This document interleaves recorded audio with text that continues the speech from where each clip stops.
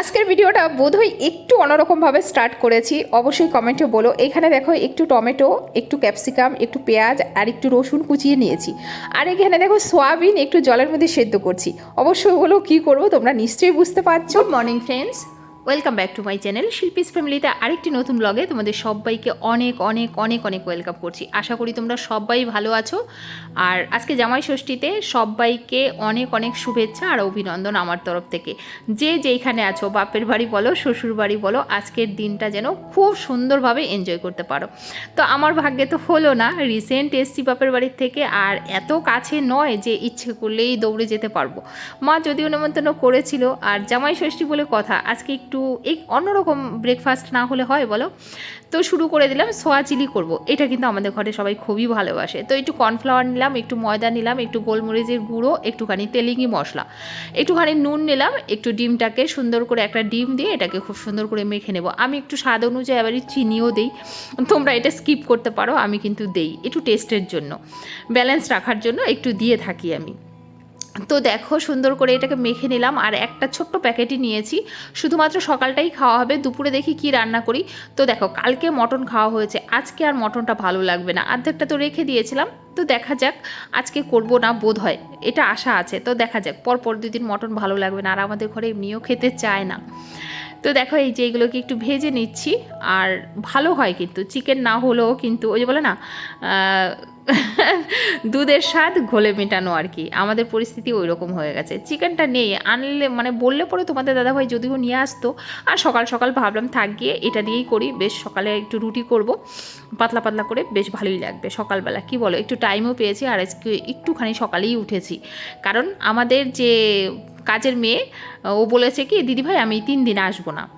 তো 3 দিন আসবে না, ওটা ম্যানেজ করতে হবে, সবারই সুবিধা অসুবিধা থাকে, এই জন্য একটু সকাল সকালেই উঠেছি, কারণ এক্সট্রা কাজ যে করতে হবে, ঘর মোছা, এগুলো তো আর অন্য দিন করতে হয় না, আজকে করতে হবে। তো এই দেখো একটু স্বাদ অনুযায়ী নুন চিনি দিলাম, আর দেখেছো soya sauce, chilli sauce, tomato sauce সবই দিয়েছি। এবার হচ্ছে গিয়ে এই যে দেখো, এবার সোয়া চিলিগুলো ছেড়ে দিয়েছি, একটু গ্রেভি রাখবো, কারণ রুটি দিয়ে খেতে গেলে না তোমার দাদা না খুব শুকনা খেতে পারে না, আমার মেয়েরা পছন্দ করে একদম শুকনা শুকনা, কিন্তু তোমাদের দাদাভাই একটু গ্রেভি হলে পছন্দ করে, তো ভাবলাম হালকা একটু গ্রেভি রাখবো আর কি। ফাইনালি আমার এটা কিন্তু রেডি হয়ে গেছে, আর খুব তাড়াতাড়িই হয়েছে, যেহেতু সমস্ত কিছু একদম গুছিয়ে নিয়েছি, প্রথম থেকে কেটে কুটে ধুয়ে একদম পরিষ্কার করে নিয়েছি, আর এই যে রুটিটাও করে নিয়েছি। তো আগে ওদের ব্রেকফাস্ট দিয়ে তারপরে অন্য কাজগুলো করব, মোটামুটি যেটুকু করতে হয় সেটুকু করেছি, ঘর ঝাড় দেওয়া, তারপরে দেখো জালনাগুলো খোলা, বিছানা তোলা, এই কাজগুলো কিন্তু কমপ্লিট করেছি। এবার অন্য যে নোংরা কাজগুলো সেগুলো পরে করব। তো চলো দেখতে থাকো, ঠিক আছে, সঙ্গে থেকো।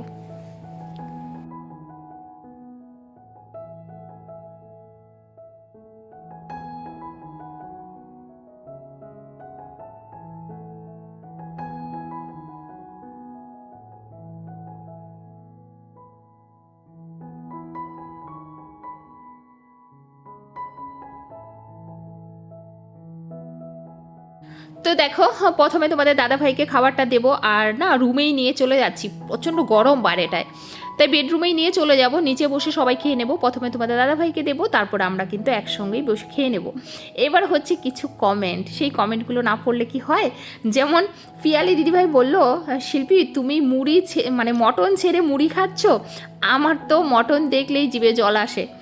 তো হ্যাঁ দিদিভাই, আমারও আসে, সকালবেলা কষা কষা মাংস, গরম ভাত, তারপরে এইগুলো ছেড়ে সত্যি ইচ্ছা কি করে না, কিন্তু এই যে একটু কন্ট্রোল করছি, কারণ নিজেকে সুস্থ রাখার জন্য, ভালো রাখার জন্য একটু তো জিভটাকে কন্ট্রোল করতে হবে, তার জন্য করা হচ্ছে, আর কিছুই না। তো চলো এই যে মেয়েরা এখানে খাচ্ছে। আর সেকেন্ড কমেন্ট সেটা হলো মিলি ব্যানার্জি, শিল্পী তোমার ভিডিও দেখা আমার একটা নেশা হয়ে গেছে। সত্যি অনেক অনেক ভালোবাসা দিদিভাই, যে এত সুন্দরভাবে আমার ভিডিওগুলো দেখছো। তারপরে হচ্ছে শুভজিৎ মণ্ডল, শিল্পী তুমি বাপের বাড়ি যাওনি, তুমি রিপ্লাই দিও। বা দাদাভাই তুমি সবসময় আমাকে এই কথাটা লেখো, শিল্পী তুমি রিপ্লাই দিও অবশ্যই। তুমি আমাকে দেখছো, আমাকে কমেন্ট করছো, আমাকে এতটা ভালোবাসা দিচ্ছ, আর আমি তোমার মানে এই কমেন্টের রিপ্লাই দেবো না, এটা হতেই পারে না। আর রনিতা, রনিতা বললো তোমার এই বুনু ডাকটা না আমার খুব ভালো লাগে। তো তুমি রনিতা দিদিভাই হবে না বুনু হবে জানি না, যদি বলো বুনু তুমি আমার, তাহলে আমি আবারও বলছি বুনু, এতটা ভালোবাসার জন্য অনেক অনেক ধন্যবাদ তোমাকে। ললিতা দেবনাথ, তোমার ভিডিও না দেখলে আমার দিনটা যেন ফুরোয় না। Thank you Unu, thank you so much. তারপরে হচ্ছে ডালিয়া মল্লিক। ডালিয়া মল্লিক বলছে, দিদি দাদা ভাইকে কবে দেখাবে? দেখাও না কেন? অবশ্যই দেখাবো। তোমাদের দাদা ভাই খুব একটা আসতে চায় না, তাও আমি এখন একটু একটু করে দেখো আনার চেষ্টা করছি। একটা সময় আসবে পুরো একদম আমার সাথে বসে হয়তো তোমাদের সাথে কথা বলবে, অবশ্যই আসবে সেই দিনটা। কারণ আমি তোমরা কিছু লোকের জন্য তো ভিডিও করা বন্ধ করব না, কারণ তোমরা যে ভালোবাসাটা দিচ্ছ এটা আমার কাছে অফুরন্ত। তারপরে হচ্ছে কাবেরী দত্তা, যদি নম্বর দিয়ে ভিউজ বাড়ানো যেত তাহলে না শিল্পী, তোমার ব্লগিং এত সুন্দর হয়, তোমাকে আমি 100-এ 100 দিতাম। কি বলবো, এই কমেন্টটা পড়ে না সত্যি ভিডিও করার এনার্জি যেন দ্বিগুণ বেড়ে যায়, দ্বিগুণ বেড়ে যায়। বিশ্বাস করো, এই যে সুন্দর একটা কমেন্ট করেছে না কাবেরী দত্তা, দিদি ভাই হবে না বুনু হবে সত্যি জানি না। অনেককে আমি দিদি ভাই বলে ফেলি, অনেক বুনুকে আবার দিদি ভাই বলি, দিদি ভাইকে আবার বুনু বলে ফেলি। তো তার জন্য সরি চাইবো, কিন্তু এইভাবেই আমাকে, জানি না যেহেতু এইভাবেই বলতে হচ্ছে। আর আজকে তোমাদের একটা রেসিপি আগে বলে নেই, তারপরে কমেন্টসগুলো আবার পড়ছি। এই রেসিপিটা হচ্ছে কি বলো তো, এটা হচ্ছে তোমার মাছ দেখেছো না, এই যে দুদিন আগে চাপিলা মাছ এনেছিল, তো এই চাপিলা মাছগুলো বেশ সুন্দর করে ভেজে নিয়েছি। এখানে 3 কোয়া রসুন নিয়েছি, শুকনা লঙ্কা কাঁচা লঙ্কা মিলিয়ে দিয়েছি। এত শুকনা লঙ্কা খাওয়া ভালো না, চাইলে আমি পুরোটা কাঁচা লঙ্কা দিতে পারতাম, কিন্তু কালার না এলে আবার মেয়েরা বলবে মা এটা কেমন ম্যারমারা দেখাচ্ছে, খাবো না। যার জন্য নিলাম। দেখো সুন্দর করে এগুলোকে বেটে নিচ্ছি। এইবার ওই মাছটা কড়া কড়া করে ভেজেছি, ভেজে তারপরে সুন্দর করে বেটে সেটাতে একটু তেল দিয়ে এবার এটাকে একটু বেটে নিলাম। বাটার পরে কি বলো তো, ছোটো মেয়ে যেহেতু রুটি খুব একটা খেতে পারে না, একটা রুটি খেয়েছিল, দিয়েছিলাম 2টো। ভাত হওয়ার সাথে সাথেই বলছে যে তুমি আগে বাটা দিয়ে আমাকে একটু খাইয়ে দিয়ে নাও। আর সত্যি ওকে যখন খাইয়ে দিচ্ছিলাম আমিও একগাল মুখে নিয়েছিলাম। দুর্দান্ত হয়, তোমরাও কিন্তু ঘরে ট্রাই করতে পারো। আর আমরা তো জানো একটু বাটাবুটি ভালোবাসি। অনেকেই বলে যে আনহেলদি খাবার, তবে দেখো হেলদি খাবারও খাওয়াচ্ছি, তার মধ্যে একটু মুখরোচক না খেলে মানুষ তো সঞ্চয় করে খাওয়া দাওয়ার জন্য। এবার যদি সেটা একটু মুখরোচক না হয় তাহলে কি খেতে পারবে রোজ রোজ বলো? যার জন্য একটু মুখরোচক খাবার করার চেষ্টা করি। আর ছেলেমেয়েরা একটু বড় হচ্ছে, এদেরও না মুখের টেস্টটা একটু অন্যরকম হচ্ছে, তো যার জন্য করতে হয়। হ্যাঁ, তবে তোমরা চিন্তা করো না, তোমাদের দিদিভাইয়ের ওইটা খেয়াল আছে যে সব সময় আনহেলদি খাবার, ফ্রুটস জুস এইগুলো খাইয়ে আমি মেয়েদের ঠিক করে দেবো। আর আমি কিন্তু দই এনেছিলাম, সেটা লস্যিও করা হচ্ছে, তোমাদের কাছে শেয়ার করা হয়নি, তো কালকে শেয়ার করবো না, আজকে আবার যখন করব তখন শেয়ার করব। আর তোমাদের দাদা ভাই বললো বিকেলে 3টের পর আর লস্যি দিও না, কারণ আমার ছোটো মেয়ের আবার একটু ঠান্ডার ধাত আছে, ও খেলেই ঠান্ডা লেগে যায়। আইসক্রিম বলো লস্যি বলো এগুলো বিকেল 3টের পরে দেওয়া যাচ্ছে না। আর আমি যেহেতু 3টের আগে ফ্রিও হচ্ছি না, খুব একটা করতেও পারছি না, তো তোমরা দিদির উপরে একটু ভরসা রেখো। আমি এমন কিছু খাবার বাচ্চাদের দেবো না, বা তোমাদের দাদা ভাইকে দেবো না, বা আমার ফ্যামিলির কাউকেই দেবো না যেগুলোতে ওরা অসুস্থ হয়ে পড়বে। আর আমাকে এতটা কেয়ার করছো এর জন্য সত্যি অনেক অনেক ধন্যবাদ প্রত্যেককে।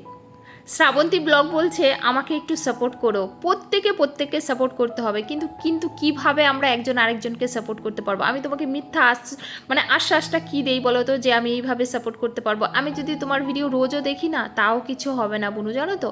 এই যে দেখো না, আমাকেই যারা দেখছে তারা ভালোবেসে দেখছে বলে, এরকম ভালোবেসে যদি কেউ ভিডিও দেখে তবেই ভিউজ হবে ভাই। এইভাবে কেউ কাউকে সাপোর্ট করে পারা যাবে না যদি নিজের থেকে জেনুইন ভিউয়ার্সরা না আসে। শুধু আমি এইটুকুই বলবো, পরিশ্রম করো, আমিও করছি, আমিও ফল কিছুই পাচ্ছি না, তবে হ্যাঁ অফুরন্ত ভালোবাসাটা পাচ্ছি। প্রথমে দেখো যে তুমি ভিউয়ার্সদের কাছ থেকে তুমি ভালোবাসাটা পেতে পারো কিনা, তোমার যে ভালো গুণগুলো আছে সেইগুলোই প্রেজেন্ট করার চেষ্টা করো, যেটা কিনা আমি করে থাকি। প্রত্যেকটা মানুষের মধ্যে ভালো মন্দ খারাপ সমস্ত কিছু আছে, তবে তুমি তোমার ভালোবাসার লোকেদের কাছে তোমার ভালো জিনিসটা তুলে ধরো। আশা করি তোমারও ভিউয়ার্স হবে আর তোমাকেও সবাই সাপোর্ট করবে। নারিম ভুটিয়া আমার একটা দিদি ভাই আমার মায়ের ব্লগ দেখতে প্রচুর ভালোবাসে, তারপরে আমার ব্লগ দেখতেও ভালোবাসে। আমাকে বললো তোমার ব্লগ দেখা আমার একটা হ্যাবিট হয়ে গেছে।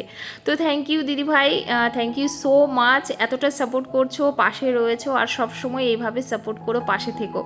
আজকে তোমাদের আরেকটা কথা বলবো, তোমরা মায়ের ভিডিও অনেকেই দেখছো, হয়তো মার অনেক সময় ভুলভ্রান্তি হতে পারে, আমারও যেমন হয়।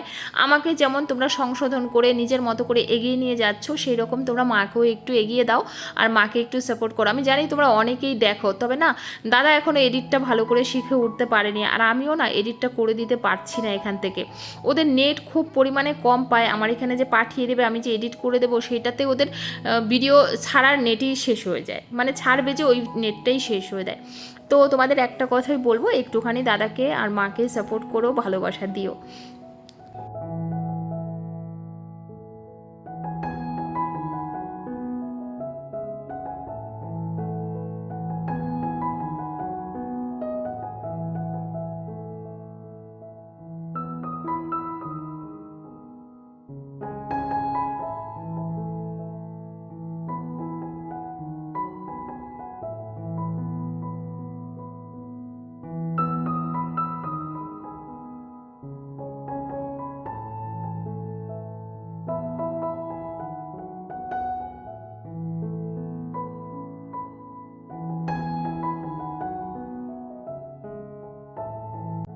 তো বেসিনটা যদিও পরিষ্কার করেছি, দেখেছো পরশুদিন বিকালের ব্লগে পরিষ্কার করেছি, কিন্তু কিচ্ছু করার নেই।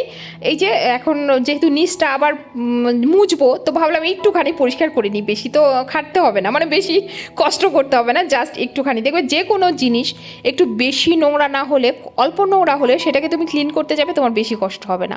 পায়খানা বাথরুমও বলো, তুমি যদি অনেক দিন থেকে হাত না দাও না, তাহলে দেখবে সেটা না পরিষ্কার করতে অনেক কষ্ট। আর যদি অল্প নোংরা হয় তাহলে তুমি ধুয়ে নাও, তাহলে কিন্তু অত কষ্ট হয় না। তো অনেক দিন পরে কিন্তু আজকে অনেকটা ঘর মুছেছি, আর এত ঘেমেছি, তোমাদের দাদাভাই বলছে কি দরকার ছিল, হ্যাঁ একদিন ঘর না মুছলে কি হয়। আমি বলছি একদিন নয়, তোমাদের অল্প না 3 দিন আসবে না বলছে, তো 3 দিন কি এরকম বাসি ঘরে থাকবো? বলে ঝাড় দিয়ে রেখে দাও, 3 দিনই ঝাড় দিয়ে রেখে দাও। আমি হ্যাঁ ওরকম বলা যায়। তো যাই হোক, এই যে আমার মোটামুটি অনেকটাই মানে মুছেছি, আর একদম দোতলার থেকে উপর থেকে তো একটু কষ্ট হয়েছে। অনেকগুলো রুম তো দেখলে এমনি মনে হচ্ছে অল্প একটু জায়গা, একদম অল্প না। আর যেহেতু উপরে না ঘরের ভিতরে খাট নেই, হল রুমে কিছু নেই, ঠাকুর ঘরেও শুধু মানে মন্দিরটা আর ঠাকুর ঘরটা আবার তোমার হাতে মুছতে হয়। তো এই যে মানে অনেকটাই অনেকটাই সিঁড়িগুলো রয়েছে, তো সব মুছে টুছে তারপরে কিন্তু একদম এই যে এখন দেখো চলে এসেছি। আর এই যে এইটাকে মোফটাকে কী করেছি জানো, আজকে একটু হারপিক দিয়েছি, হারপিক দিয়ে দেখি পরিষ্কার হয় কি না। জানো তোমরা ভাবতে পারো দিদিভাইয়ের মানে মোফটার এইটা কি নোংরা, তুমি যত ক্লিন করে রাখতে পারবে না, কারণ আমাদের এখানে কারখানার কালিতে না দেখো না শুধু কালি বেরোয়, ঘর মুছবো শুধু কালি, শুধু কালি, আর কিচ্ছু পাবে না তোমরা। আর বাথরুম, পায়খানা বাথরুম যদি আমি জাস্ট খালি মানে 2 দিন ছাড়া ছাড়া এগুলো পরিষ্কার করি বলে, বিশেষ করে আমাদের ওই ঘরেই যদি আমার শাশুড়ি মায়েদেরটা দেখো পুরো ইয়েলো হয়ে গেছে, কারণ মা এখন পারেন না, না বয়স হয়ে গেছে, আগে করেছে যতদিন পেরেছে, আর মা কাজের লোকও রাখবে না এসবের জন্য, বলবে বাইরের থেকে লোক এসে করবে, এরকম টাইপের আর কি আমার শাশুড়ি মা। তো ওনার যারা যারা এগুলো, শুধু ওরা না, এখানে যারা যারা থাকে, যারা পায়খানা বাথরুম ঠিক করে পরিষ্কার করে না, তুমি খালি দেখবে হলুদ, পুরো হলুদ ইয়েলো থাকে। কিন্তু আমার কিন্তু বাথরুমে তুমি তাও আমার একদম সাদা ধপধপ করে, কেন জানো, কারণ আমি খুব তাড়াতাড়ি পরিষ্কার করি। মাঝে মধ্যে তোমার দাদা ভাই আমার মেয়েরা বলবে এত ঘন ঘন পায়খানা পরিষ্কার করার কী আছে, ওরা বুঝতেই পারে না আমি কেন করি। নোংরা না হলেও করি, তো ওরা ভাবে কি মা নোংরা না হলেও কেন করে, ও তোমাদের দাদাভাইও এটা ভাবে। কিন্তু আমি কি বলো তো, অল্প নোংরা থাকতে থাকতে করি বলে এখনও সাদা আছে, নয়তো এদের জলে যা আয়রন না, আমি কিছু রাখতে পারবো না সাদা। আর আমার ঘরে বেশিরভাগ জিনিসই দেখবে তোমরা সাদা, তো আমি এগুলো রাখতে পারবো না যদি তাড়াতাড়ি পরিষ্কার না করি। এই জন্য সবাই বলে আমার কষ্টটা বেশি হয়, আমার মাও বলে তোর বেশি কষ্ট হয় এই জন্য। একটা জিনিস করতে হবে না তাও করিস না, সেটা নয়, করতে হবে না, আমি পরিষ্কার করি বলেই পরিষ্কার আছে, যদি অনেক দিন ছেড়ে দিতাম তাহলে এতদিনে ইয়েলো হয়ে যেত। তো এই যে সব সেরে সুরে স্নান পুজো দিয়ে খাওয়া দাওয়া করে, বেশি বাসন তো হয় না, তোমাদের বলেছি না দুপুরে 4টা থালা হয় জাস্ট, আর হয়তো 1-2 বাটি হয়, সেইগুলো ধুয়ে এখানটা উপর করে দিয়ে তারপরে এখন গিয়ে একটুখানি বসে বসে এডিট করব, এই তো।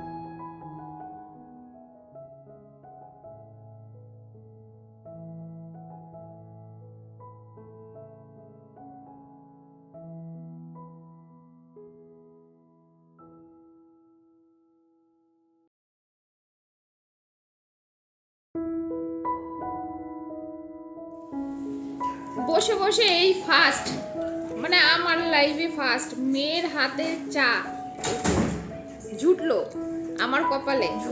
তাহলে এবার থেকে আমি করে দেবো। ওই দেখা আমার মেয়ে নাকি করে দিবে। তো মেয়ের দেওয়া চা ওর পাপাও খেলো, ওর পাপাও বললো খুব ভালো হয়েছে।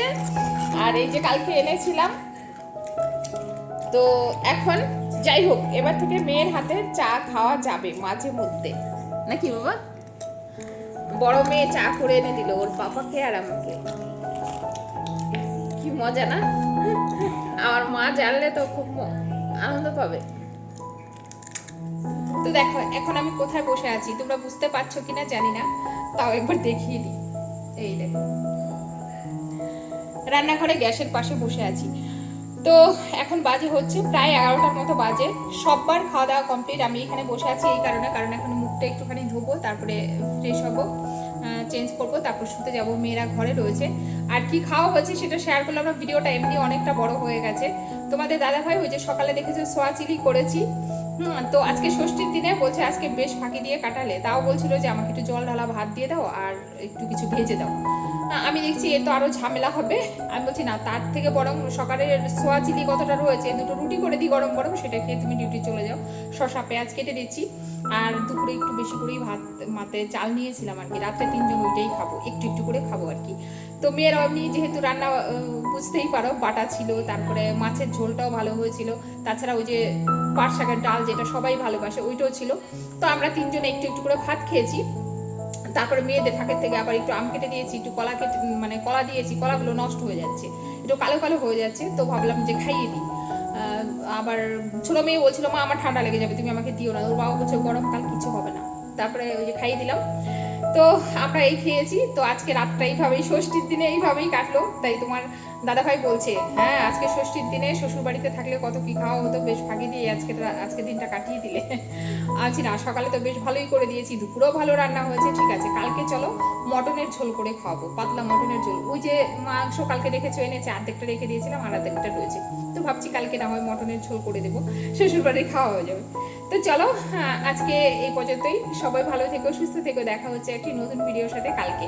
ততক্ষণে সবাইকে গুড নাইট আর শুভরাত্রি। আর যারা ষষ্ঠীতে গেছো বাপের বাড়িতে অনেক এনজয় করো, অনেক আনন্দ করো।